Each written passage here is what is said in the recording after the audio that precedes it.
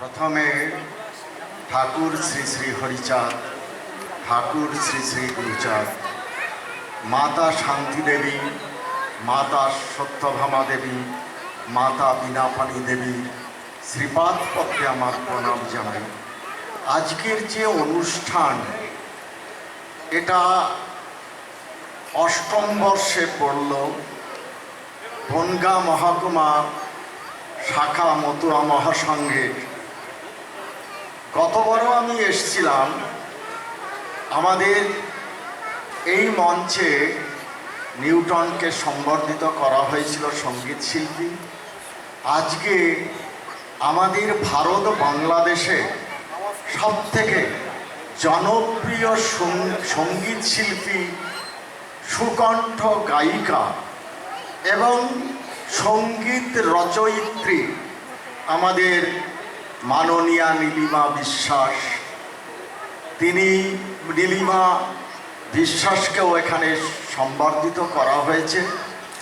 আজকে এই অনুষ্ঠানের মাননীয় সভাপতি এবং আজকের যিনি অতিথি, এই বনগাঁ শহরের পৌরসভার চেয়ারম্যান মাননীয় গোপাল শেঠ মহাশয়, এখানে উপস্থিত আছেন আমাদের এই বনগাঁ কমিটির সমস্ত পদাধিকারীগণ এবং সদস্যগণ।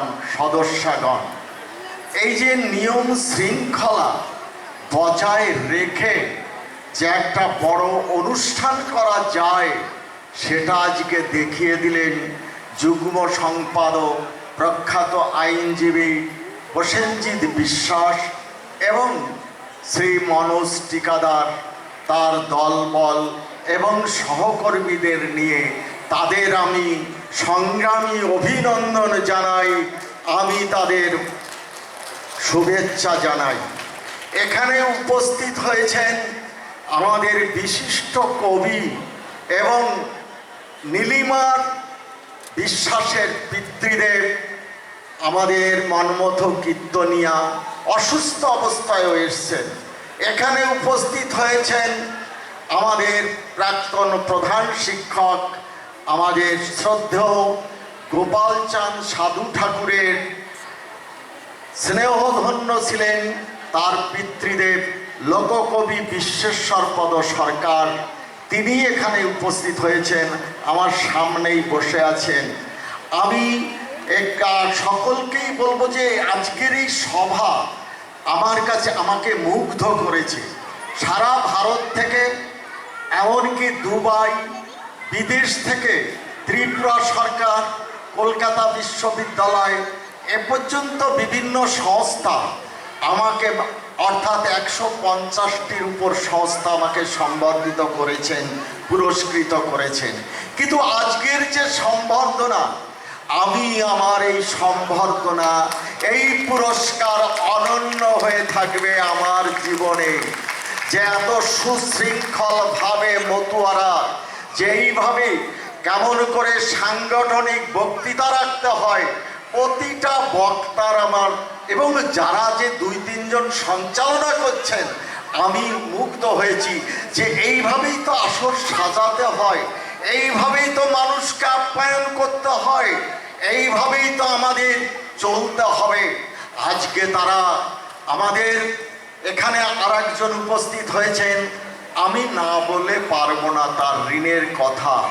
তিনি হলেন গোপালচাঁদ সাধু ঠাকুরের একনিষ্ঠ ভক্ত এবং পিয়ার ঠাকুর এবং গোপালচাঁদ সাধু ঠাকুরের প্রচেষ্টায় 44 বিঘা জমির উপর 1940 সালে যে হরিগুরুচাঁদ আশ্রম তৈরি হয়েছিল খুলনা শহরের সন্নিকটে লবণচড়া মতিয়াখালীতে, এবং সেই জায়গাটার নাম পিয়ার ঠাকুর দিয়েছিলেন ঠাকুরনগর।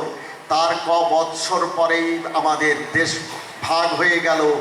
আজকেই শুধু ওই ঠাকুরনগরেই ধাম ওটা তৈরি করেছিলেন ওখানে, সেখান থেকে তিনি চলে এলেন। আজকে সেই কর্মে যে সমস্ত সাধক গোপাল সাধুর পাশে সে দাঁড়িয়েছিলেন, তিনি হলেন আমাদের সখীচরণ কবিরাজ মহাশয়।